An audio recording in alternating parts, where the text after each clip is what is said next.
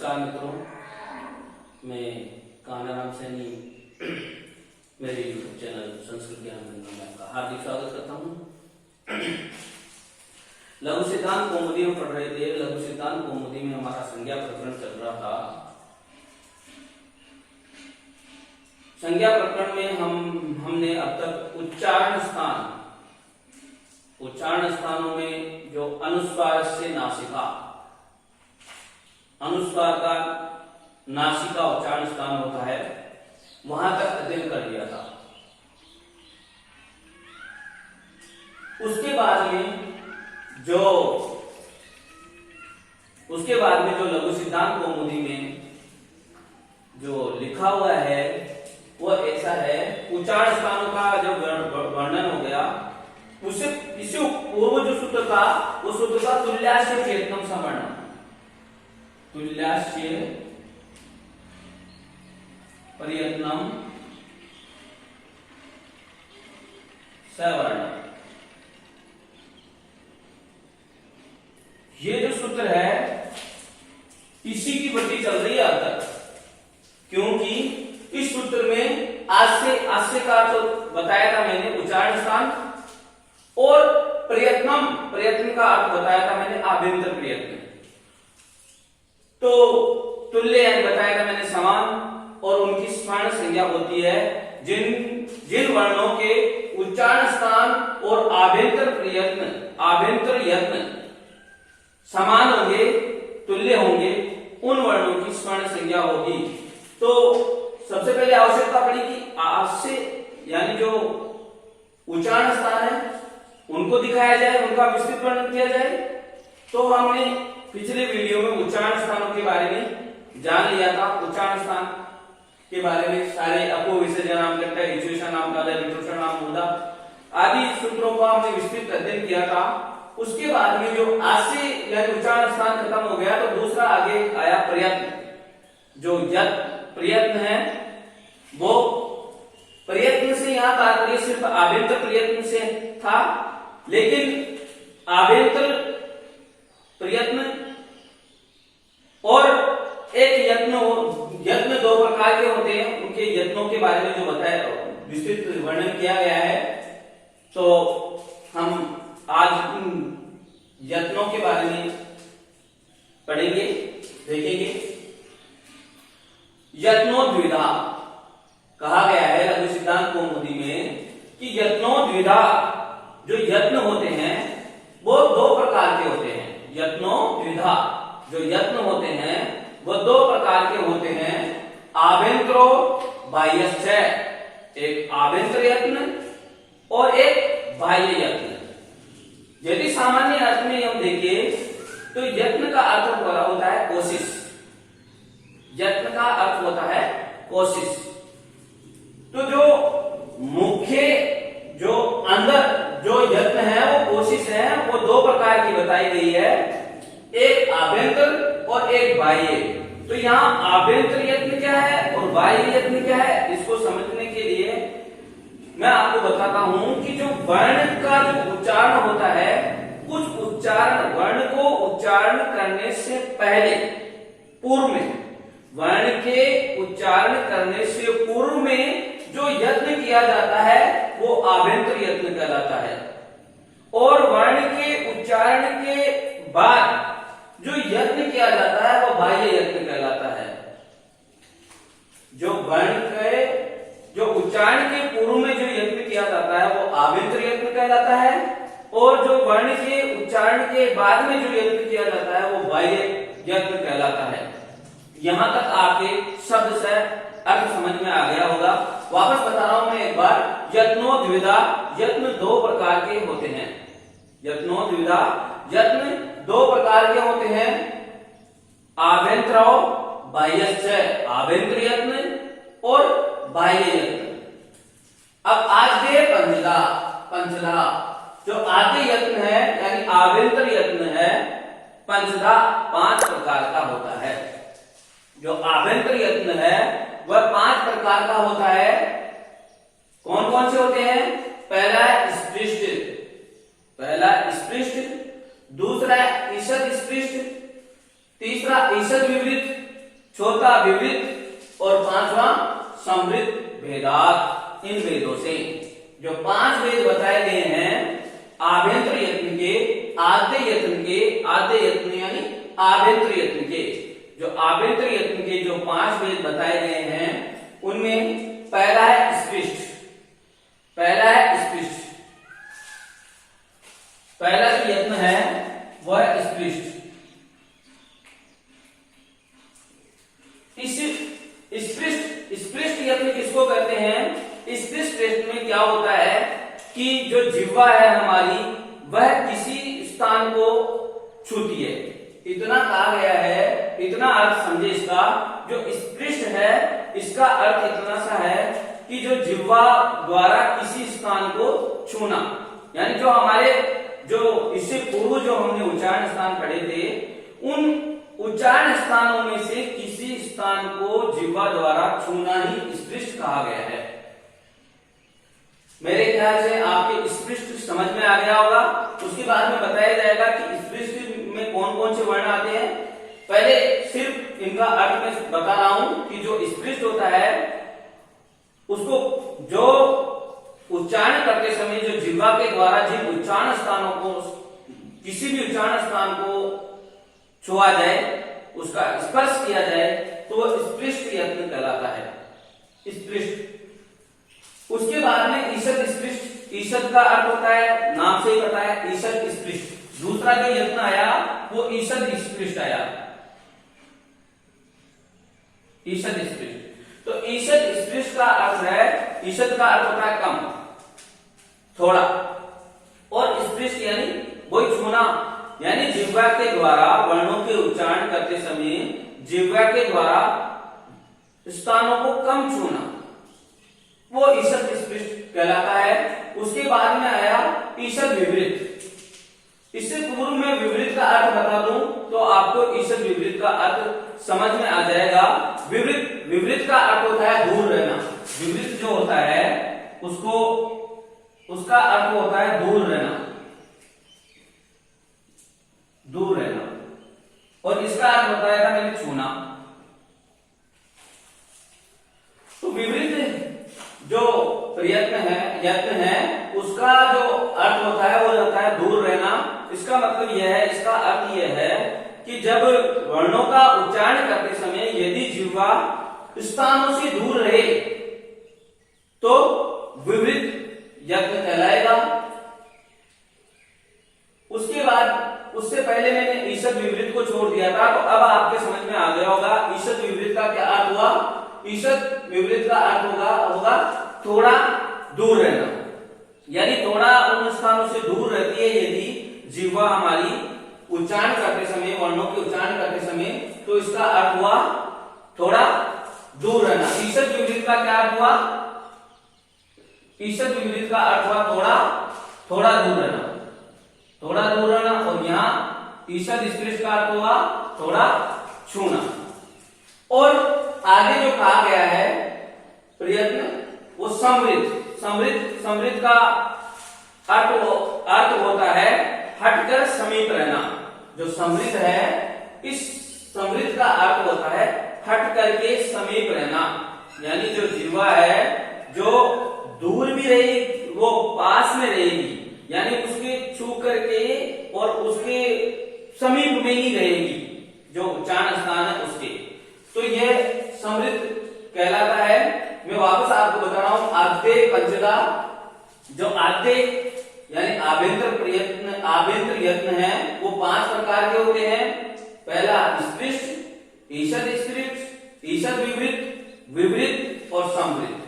आपकी जानकारी के लिए मैं बता दूं कि लघु सिद्धांत कौमुदी में ही ये 5 प्रकार के आभ्यंतर यत्न माने गए हैं, जबकि सिद्धांत कौमुदी में यदि हम देखेंगे तो 4 प्रकार के होते हैं। ये विशेष रूप से आपको ध्यान रखने योग्य बात है। कभी परीक्षाओं में पूछ लिया जाता है कि सिद्धांत कौमुदी के अनुसार यत्न, जो आभ्यंतर यत्न है वो कितने प्रकार के हैं, और उसमें ऑप्शन में 5 भी होता है और 4 भी होता है। हम लघु सिद्धांत कौमुदी का ही अध्ययन करते हैं, उसी को ज्यादा पढ़ते हैं, इसीलिए हम 5 ही करके आ जाते हैं उसी के अनुसार। जबकि जो सिद्धांत कौमुदी है उसमें सिर्फ और सिर्फ 4 ही आभ्यंतर यत्न माने गए हैं।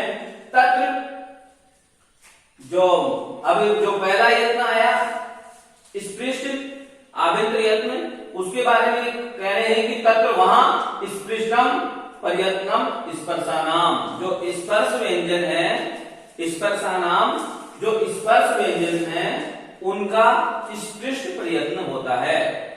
जो स्पर्श, अब स्पर्श क्या होता है इसके बारे में लघु सिद्धांत कौमुदी में नीचे वृत्ति में लिखा हुआ है। यहां आप देख सकते हो कि काव्यो मावसानाम स्पर्शा, जो कैसे लेकर के और जो म तक के वर्ण हैं वो सब स्पर्श वर्ण कहलाएंगे। यानी क वर्ग, च वर्ग, ट वर्ग, त वर्ग और प वर्ग, ये जो 25 वर्ण हैं, ये 25 के 25 वर्ण स्पर्श वर्ण के अंतर्गत आते हैं। तो सामान्य सी बात यह है कि कैसे लेकर के म तक के वर्णों को स्पर्श कहा गया है। तो जो कैसे लेकर के और म तक जो 25 वर्ण है उनका यदि आभ्यंतर प्रयत्न आपसे पूछा जाए तो आपको करना चाहिए स्पृष्ट। स्पृष्ट आभ्यंतर प्रयत्न होता है। उसके बाद में आगे आता है ईषद स्पृष्टम अंतस्थानाम, जो अंतस्थ वर्ण है उनको आभ्यंतर यत्न ईषद स्पृष्ट होता है।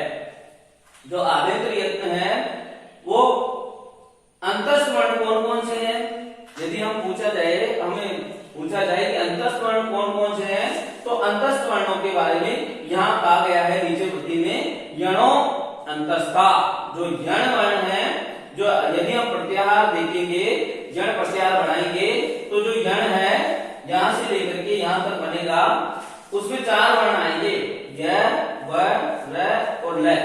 इन चारों वर्णों को अंतस्थ वर्ण कहा जाता है। तो जो यण है, जो य, व, र, ल, इन 4 वर्णों का यदि उच्चारण स्थान पूछा जाए, आभ्यंतर प्रयत्न पूछा जाए तो आपको ईषद स्पृष्ट करना है। एक आपके मन में सवाल आया होगा कि जो ये 4 वर्ण है य, व, र, ल, इनको अंतस्थ वर्ण क्यों कहा गया।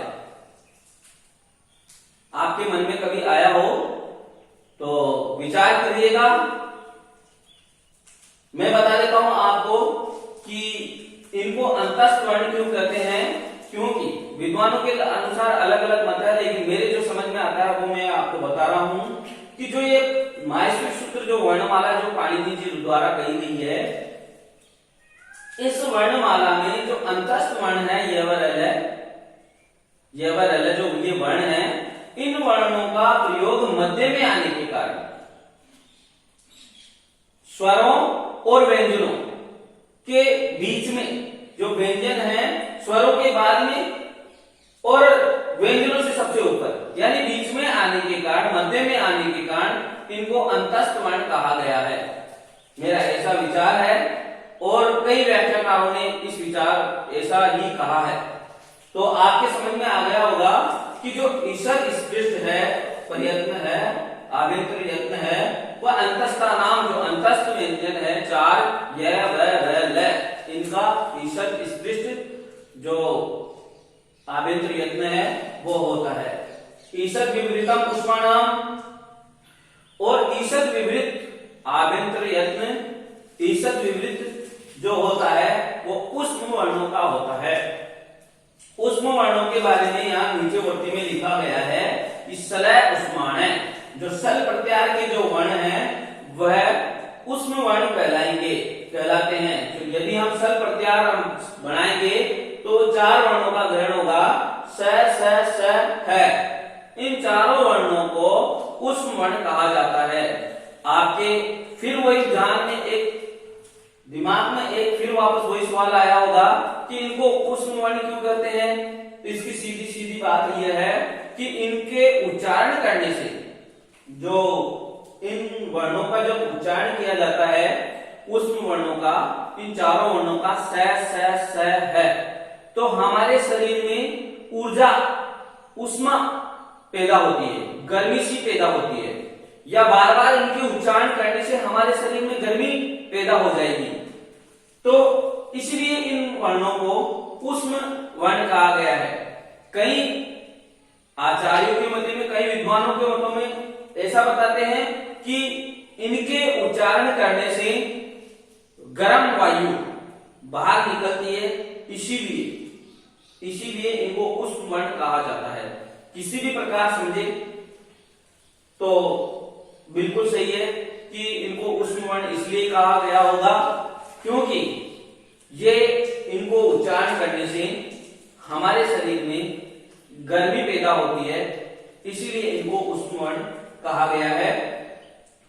आगे हम देखेंगे तो ईषद विवृतम उष्माणाम, जो उष्म जो वर्ण है स है, इनका उच्चारण जो आभ्यंतर प्रयत्न यदि पूछा जाए तो ईषद विवृत होता है। और विवृत स्वराणाम, और जो विवृत होता है वो विवृत स्वरों का होता है। जो विवृत जो स्वरों का जो स्वर है जो कहे गए हैं अ ई उ री ली ए ओ आई औ, जो ये 9 स्वर कहे गए हैं, इन 9 स्वरों का यदि उच्चारण यदि आभ्यंतर प्रयत्न आपसे पूछा जाए तो उनका आभ्यंतर प्रयत्न होता है विवृत। उसके बाद में कहा गया है कि ऋस्वस्य वर्णस्य प्रयोगे संवृतम, जो ऋस्व से अवर्णस्य, जो ऋस्व अवर्ण है, ऋस्व अवर्ण यानी इस अ का, ये जो ऋस्व अवर्ण है इसका प्रयोग में संवृत होगा और प्रक्रिया दशायाम तु विवृतम एव, प्रक्रिया दशा में तो इसका जो आभ्यंतर यत्न होगा वह विवृत ही होगा। प्रयोग में इसका जो आभ्यंतर यत्न होगा वह होगा समृद्ध। बहुत ही इंपॉर्टेंट बात है और बहुत समझने की बात है कि प्रयोग क्या होता है और प्रक्रिया क्या होता है, और इसको प्रयोग में समृद्ध कहा गया है लेकिन प्रक्रिया में विवृत क्यों किया गया है। 2 सवाल यहाँ, दो चीजें बहुत समझने की आवश्यकता है, यहाँ पर समझना चाहिए आपको कि जो प्रयोग यदि इसका अर्थ हम देखें तो प्रयोग का अर्थ कहा गया है उच्चारण, यानी जो ऋस्व कार है अवर्ण है इसका यदि हम उच्चारण करते हैं और उच्चारण प्रयोग का अर्थ हुआ प्रयोगे यानी उच्चारण में इसका जो आभ्यंतर यत्न होगा वो समृद्ध होगा, यानी जो ऋस्व अकार है इसका उच्चारण में आभ्यंतर यत्न क्या होगा, समृद्ध होगा। ये ध्यान रखना, उच्चारण ऋस्व अकार का उच्चारण में आभ्यंतर यत्न समृद्ध होता है, परंतु प्रक्रिया दशायाम यानी प्रक्रिया दशा में, यानी प्रयोग सिद्धि के लिए जो प्रक्रिया दशा है, यानी प्रक्रिया दशा क्या है कि जो प्रयोग सिद्धि है, कोई भी हमें रूप बनाना, व्याकरण की जो प्रक्रिया दशा है, जो व्याकरण में जो प्रयोग सिद्धि है, उस सिद्धि में इसका जो आभ्यंतर यत्न होगा वह विवृत ही होगा। तो क्या आवश्यकता पड़ी इसको विवृत करने की, क्या आवश्यकता पड़ी, तो मैं इसको आपको एक उदाहरण के द्वारा समझाता हूं कि जैसे उदाहरण हमारा देव प्लस आले,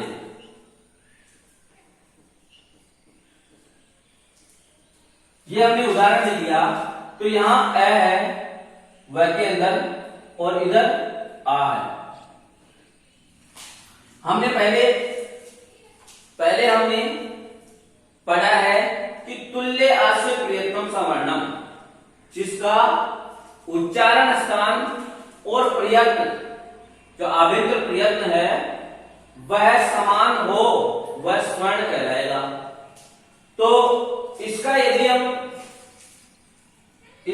हम यहां के अनुसार देखते हैं तो समृद्ध हुआ, यानी प्रयोग दशा में इसका इसका जो आभ्यंतर यत्न हुआ वो समृद्ध हुआ और इसका हो गया विवृत।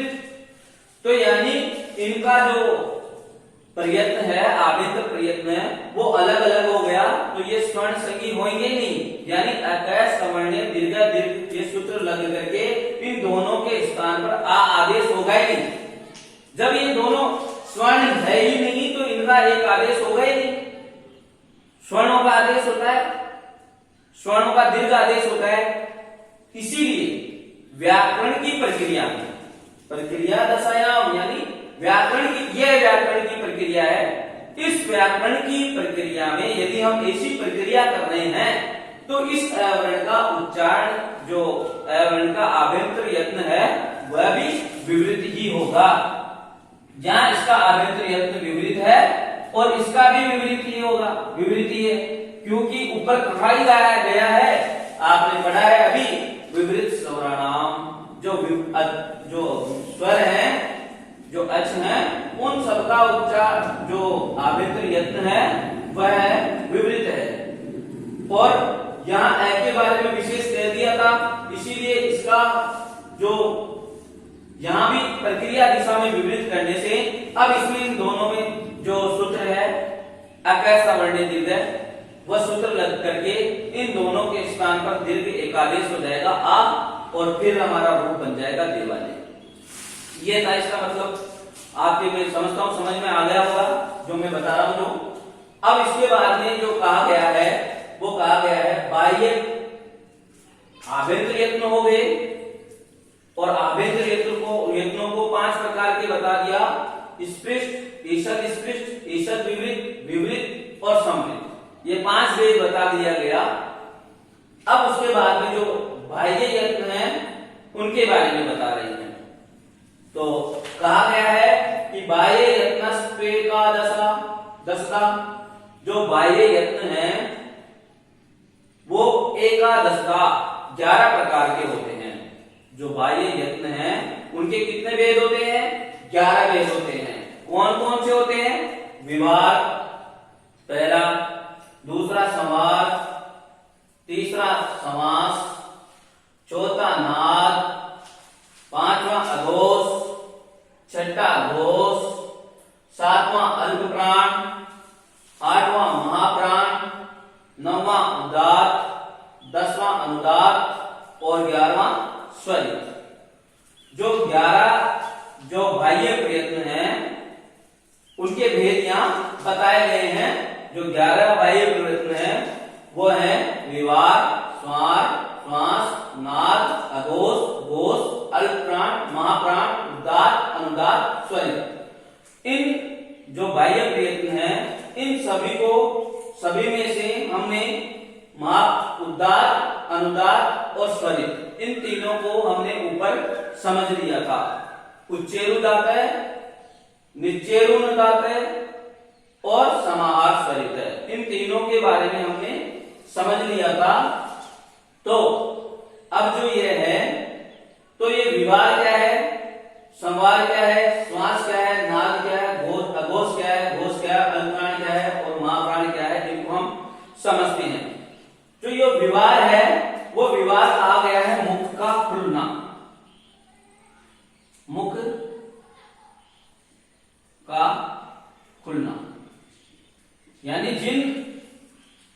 जिन जो वर्ण हैं, जो अच हैं, उनका उच्चारण करने में यदि मुख खुले तो वो विवार कहलाता है। यानी जो मुख का खुलना है वो विवार के अंतर्गत विवार कहलाता है। और संवार का अर्थ होता है मुख का कम खुलना, इसमें कम और जुड़ जाएगा। यानी यदि मुख जो सामान्य प्रक्रिया है उससे कम खुलता है तो वो कहलाएगा संवार। श्वास है तो जो उच्चारण करते समय यदि हमारा श्वास चल रहा है तो वो श्वास के अंतर्गत आएगा। और यदि नाद का अर्थ होता है गंभीर ध्वनि, यदि उच्चारण करने से गंभीर ध्वनि आए तो ऐसे वर्ण क्या कहलाएंगे? नाद कहलाएंगे। ऐसा यत्न है जो ये नाद कहलाएगा। फिर अघोष और घोष। घोष का अर्थ होता है गूंजना, घोष का अर्थ होता है गूंजना। जिन वर्णों को उच्चारण करने से आवाज गूंजे वो क्या कहलाएगी? घोष वर्ण कहलाएंगे वो। और जिन वर्णों के उच्चारण करने में आवाज नहीं गूंजे वो अघोष वर्ण कहलाएंगे। फिर आया आगे बाह्य प्रयत्नों में अल्प प्राण। प्राण का अर्थ आप जानते होंगे, प्राण का अर्थ होता है वायु, यानी और अल्प का अर्थ होता है कम, यानी जिन वर्णों के उच्चारण करने में कम वायु काम में आए वो कहलाते हैं अल्प प्राण। और जिन वर्णों के उच्चारण करने में महा यानी अधिक प्राण वायु काम में आए तो वो वर्ण कहलाते हैं महाप्राण। यदि हम अल्प प्राण की बात करें तो वर्ग के पहले, दूसरे और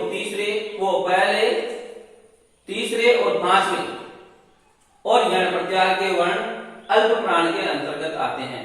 यानी जो वर्ग है ये अभी हम थोड़ा सा नीचे जाकर के समझेंगे, ठीक है। यहां तक आगे उदात्त, अनुदात्त और स्वरित यह हमने पहले समझ लिया था। उच्चैरुदात्त, निच्चैरुदात्त, स्वमाहार, स्वरित, ये जो 11 हैं वह बाह्य प्रयत्न होते हैं। अब जो हैं ये बाह्य प्रयत्न, उनमें कौन कौन से वर्णों के कौन कौन से यत्न होते हैं वो बताए गए हैं कि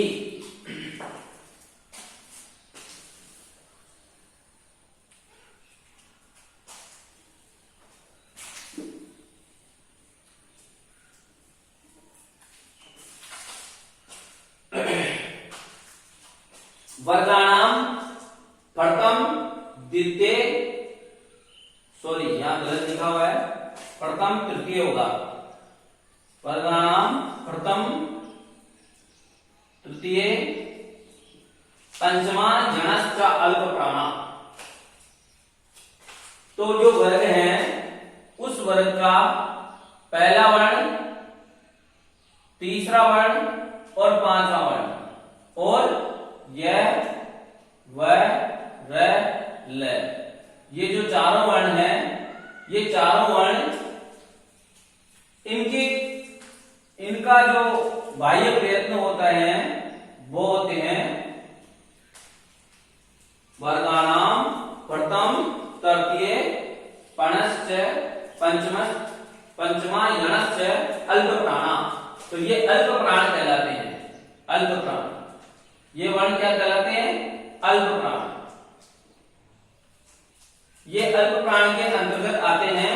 यानी जो पहला वर्ग का जो पहला अक्षर क, इसमें कम प्राण या वायु काम में आएगी ग, इसमें भी कम प्राण वायु काम में आएगी, और ग इसमें भी कम प्राण वायु काम में आएगी, और यह वह इनमें भी कम प्राण वायु काम में आती है, इसीलिए इनको अल्प प्राण कहा जाता है। जो दूसरा जो आगे है वर्गाणाम द्वितीय चतुर्थो सदस्य महाप्राणा, जो वर्ग का जो दूसरा और चौथा वर्ण है और उसके बाद में सल प्रत्याहार की जो वर्ण है स है, चार वर्ण आएंगे स और है। इन वर्णों का जो उच्चारण स्थान होता है वह होता है, जो उच्चारण का बाह्य यत्न होता है वह होता है महाप्राण। महाप्राण के अंतर्गत आते हैं, ये महाप्राण कहलाते हैं। यानी यदि हम देखेंगे कि जो दूसरा वर्ग का जो दूसरा अक्षर है उसको उच्चारण यदि हम करेंगे तो अधिक प्राण वायु की आवश्यकता होगी, जैसे ख, घ, स, है। तो इन जो ये वर्ण है, इन सभी वर्णों के उच्चारण करने में अधिक प्राण वायु काम में आने के कारण ये वर्ण महाप्राण कहलाए। इन वर्णों के उच्चारण करने में कम वायु काम में आने के कारण ये वर्ण अल्प प्राण कहलाए। यह आ गया मेरे जहां तक समझ में आ रहा है कि आपके यहां तक अच्छी प्रकार से समझ में आ गया होगा। अब आगे में नीचे जो दिया हुआ है उसको बताता हूं। काव्यो मांसानाम स्पर्शा, जो वृत्ति में दिया गया है उसकी एक बार और व्याख्या कर देता हूं। पहले स्पष्ट कर दिया था वैसे मैंने, लेकिन थोड़ा समय और लेकर के मैं इसको पूरा कर देता हूं कि जो कैसे लेकर करके जो मां तक के जो वर्ण है, कैसे लेकर के जो मां तक जो 25 वर्ण आएंगे, इनमें इन 25 वर्णों को स्पर्श कहा गया है। जो स्पर्श जो कहा गया है ऊपर, उसकी व्याख्या यहां पर की गई है कि स्पर्श मैंने उन वर्णों को कहा है। फिर आगे यणस्थ अंतस्था, जो यह वह है, जो 4 वर्ण है जो बीच में है माहेश्वरी सूत्रों के, इसीलिए मैंने उनको अंतस्थ वर्ण कहा है। उन चारों वर्णों को अंतस्थ कहा है। सलस्ट सल उष्माण, जो सल प्रत्यार के जो वर्ण है, स स र, ये स स है, ये जो 4 वर्ण है इनको उष्म वर्ण के अंतर्गत रखा गया है। और अच है स्वरा, जो अच है ऐसे लेकर के च तक के जो प्रत्यार में जो 9 वर्ण आते हैं वो अच कहलाते हैं, उनको स्वर कहा गया है।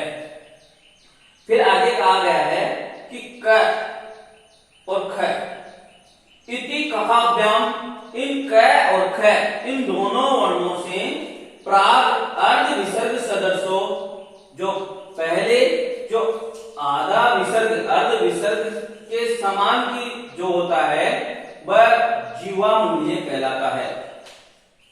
और प और फ इन दोनों वर्णों से कहाभ्याम, इन दोनों वर्णों के पहले जो अर्ध विसर्ग सदस्य होता है वह उपपदमानीय कहलाता है। तो ये हम अच्छी तरह से समझ लेते हैं कि जो जीवामूल्य क्या है और उपपदमानीय क्या है।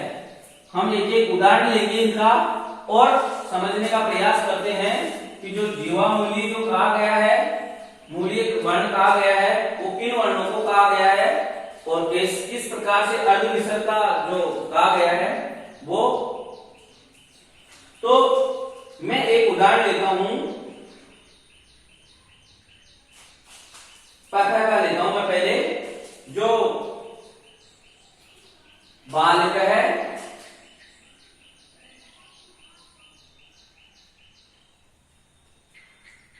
पठति,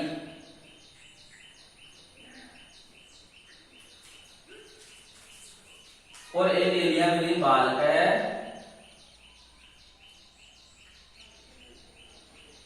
फलम खादति।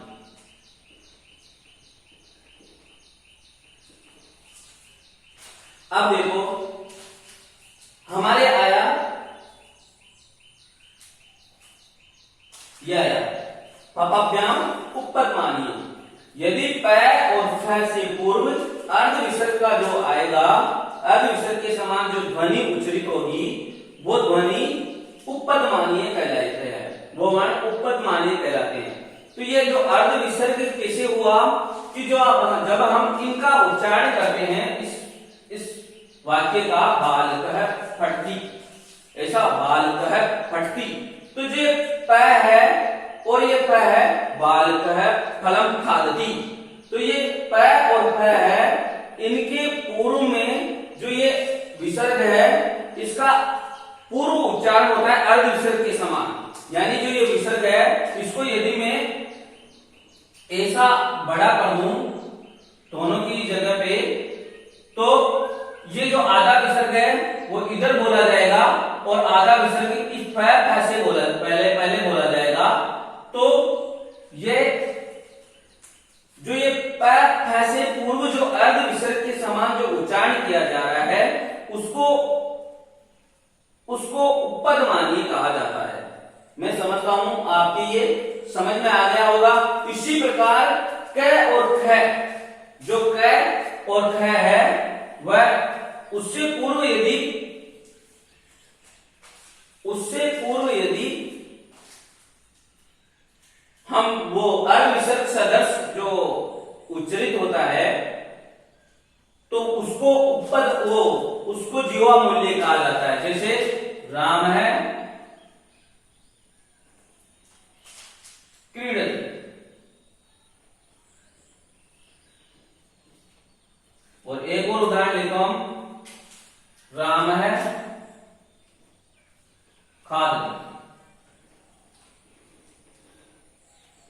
इन दोनों उदाहरणों से हम वही करेंगे कि रामः क्रीडति, रामः खादति। तो इन क और ख इन वर्णों से पूर्व जो अर्ध विसर्ग जैसा उच्चारण हो रहा है उस उच्चारण को इस प्रकार से जो आधा विसर्ग वर्णों से पूर्व उच्चरित हो रहा है, इस प्रकार के जो उच्चारण है वो ये वर्ण जिह्वा मूलीय वर्ण कहलाएंगे। इनका उच्चारण जिह्वा के मूल से होता है। तो ये आपके यहां तक समझ में आ गया होगा। आगे कहा गया है अम अ इत्यच परा अनुस्वार है। जो अम और अ है वो अजय परा अच के बाद में ही अनुस्वार और विसर्ग कहलाएंगे। जो अम जो ये है, ये अ है, इसके बाद में ये जो बिंदी है ये अनुस्वार कहलाएगी। अनुस्वार कहा जाएगा। और जो ये इसके बाद में जो होगा ये क्या कहलाएगा, विसर्ग कहलाएगा। यानी जो ये अनुस्वार है और जो ये विसर्ग है इनका प्रयोग हमेशा अच के बाद ही होता है। जैसे मैं कहूं राम है, तो ये अ है, इस अ के बाद में ही इसका प्रयोग किया गया है, होता है। रामा तो रामम, तो ये यहां पर भी जो अनुस्वार का प्रयोग किया गया है वो अ है, अ के बाद में ही किया गया है। जो अ है, अ के बाद में ही अनुस्वार का प्रयोग किया गया है और अ के बाद में ही विसर्ग का प्रयोग। यानी जो अनुस्वार और जो विसर्ग आता है वो हमेशा अच के बाद में ही आता है। अच यानी स्वरों के बाद में ही आता है, वह व्यंजनों के बाद में नहीं आता है। जैसे हम देखेंगे रामात, तो यहां पर अनुस्वार और विसर्ग का प्रयोग नहीं किया जा सकता क्योंकि अंतिम जो वर्ण है वो अच नहीं है, हल है, हल वर्ण है। इसीलिए जो अनुस्वार और विसर्ग है इसका प्रयोग यहां पर नहीं कर सकते। मैं समझता हूं आपके जो मैंने जो यहां तक पढ़ाया है वो अच्छी तरह से समझ में आ गया होगा। यदि मेरा वीडियो आपको पसंद आए तो लाइक और शेयर जरूर करें और मेरे चैनल को सब्सक्राइब करें। धन्यवाद।